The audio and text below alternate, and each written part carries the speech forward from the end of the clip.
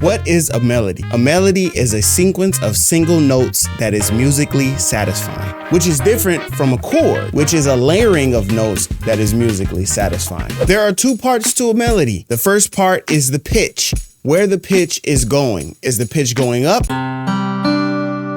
or is the pitch going down? The rhythm that you give to changes of notes in pitch creates a melody. If you play a string of notes very quickly, you get a melody like this.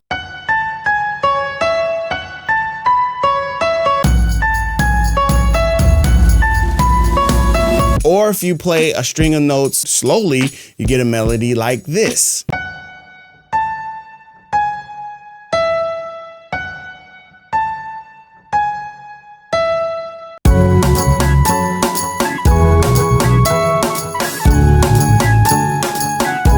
Or you can mix it up and have a variation of slow and fast rhythms in a single melody.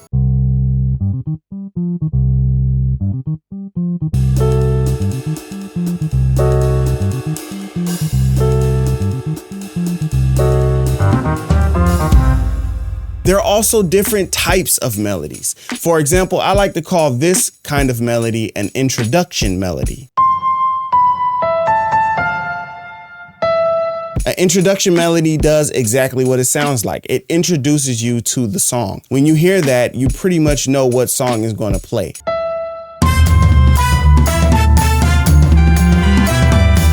But it's not necessarily the melody that you would sing throughout the song. Actually, in that example, the melody you would sing throughout the song would be from the vocal melody that is produced by 2 Chainz. But you don't always have to have a vocal in order for your melody to be easy to remember. As a matter of fact, I'm pretty sure we all know this melody if we have heard it once before, and you will remember it when you hear it again.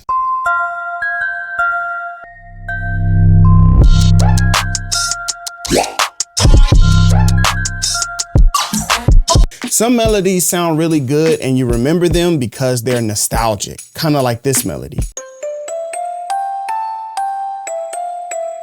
Why does this melody have such happy feelings? It could be because of the nostalgia that we get when we hear it because we remember where we first heard it. Or it could also be because it is set in the C major scale, and because it is set in major, it has a happier, brighter tonality. The melody is going up and down the scale in a way that doesn't create a lot of dissonance and is easily singable. Earlier, we talked about melodies being a change in pitch and also a change in rhythm. And when you combine pitch and rhythm together, you get a melody. One of the things that helps melodies become very easy to remember is repetition. For example, at the end of the phrase, the same pattern is repeated, but the notes have been changed. And the first part of the phrase is essentially the same with the addition of another note. Speaking of which, we also need to make a mention about sound selection. I chose the music box because that's a similar sound that's produced in the original melody. But if we were to use a different instrument, we wouldn't get the same effect.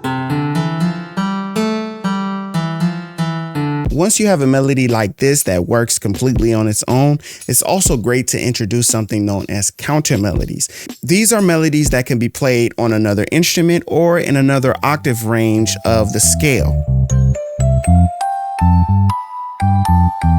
So now let's jump into Reason so I can show you how you can create melodies just like this and a few cheat codes that Reason has to offer, which will make the process even easier. Take a listen to this melodic phrase that I created using a guitar patch in Reason.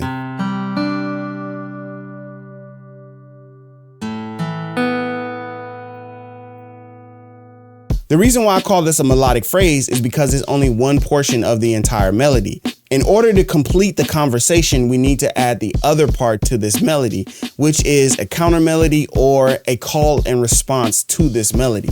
And when you hear the two melodies together, it creates a call and response, and you can hear a conversation between the two instruments.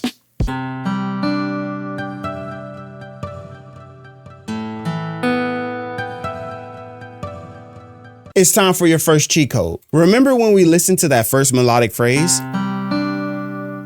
Take a look at the piano roll. It's actually only one note, which is on C. That melody is being generated by note echo. The patch is called Make Things Interesting. But by using echoes, you are able to generate a melody.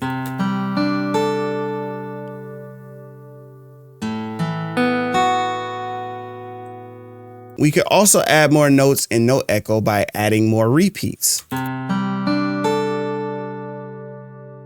Step length can be used to change the timing of when the notes are being played.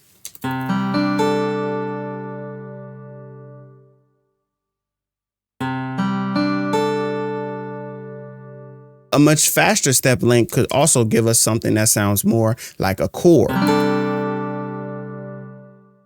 If we press send to track, we can then see the exact notes that are being played in this melody. The notes that are being played is C, G, and D. The relation to these notes is 7 semitones, starting on C, counting up 7. Then starting on G, counting up 7.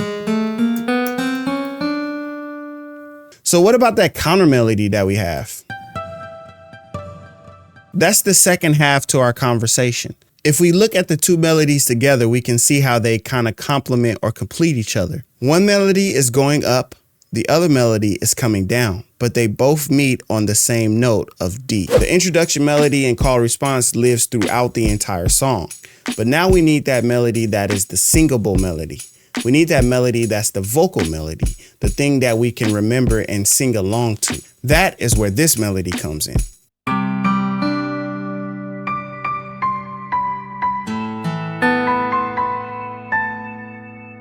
Looking at the structure of the melody, we have some of those elements that we talked about earlier, such as repetition. The notes repeat on D 4 times before we move to another note. It's time for your second cheat code, because maybe you don't know how to play on a MIDI keyboard, or maybe you don't know how to draw in notes on a piano roll. Trust me, it's one of my least favorite things to do is drawing notes on a piano roll. If you have a microphone, then you can sing into your microphone, record it into Reason, and then use that recording to create MIDI notes for your instruments. So now I'm going to show you how you can use an audio file to create a MIDI file and then create a melody from that MIDI. I have this vocal sample here. Running ever since that day. If I click on this clip and hold the control button, it can be duplicated. If I drop that on an instrument, it will create the MIDI notes from that file. Running ever since that day. And since we know that melody is all about changes in pitch over time, we can add in some pitch changes as well. Let's change some of these notes around. We do have some repetition, but maybe we don't want as much repetition. We can actually create chords using this melody as well. And let's build another chord from there.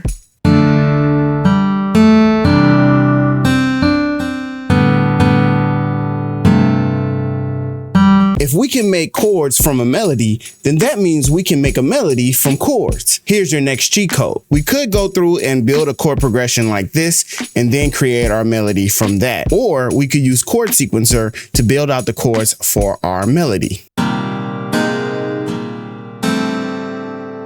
The first thing we should do is isolate the top note from the chord. The top note is really the note that you hear in the melody when you have a chord progression.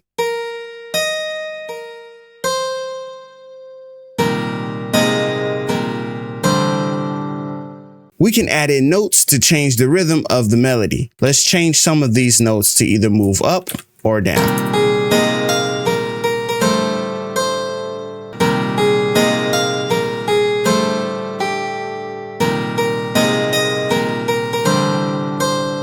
From the chord progression that we got, we were able to increase the rhythm, change the pitch, and come up with this melody.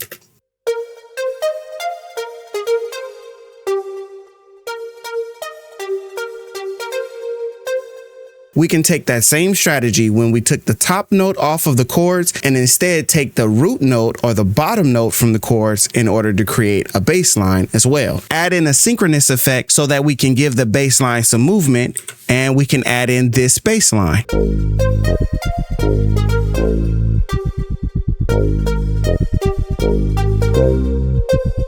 A nice piano with some heavy reverb can give us a great counter melody.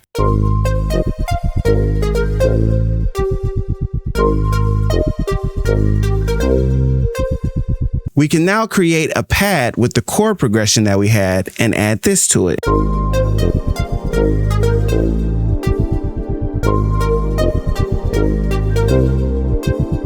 Add in a nice drum loop from Reason's Drum Supply, and we now have this track.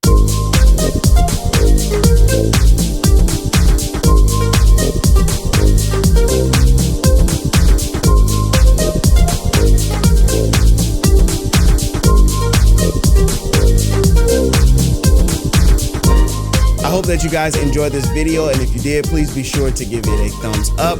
My name is Chris Reed. Thank you guys so much for watching. Until next time, peace.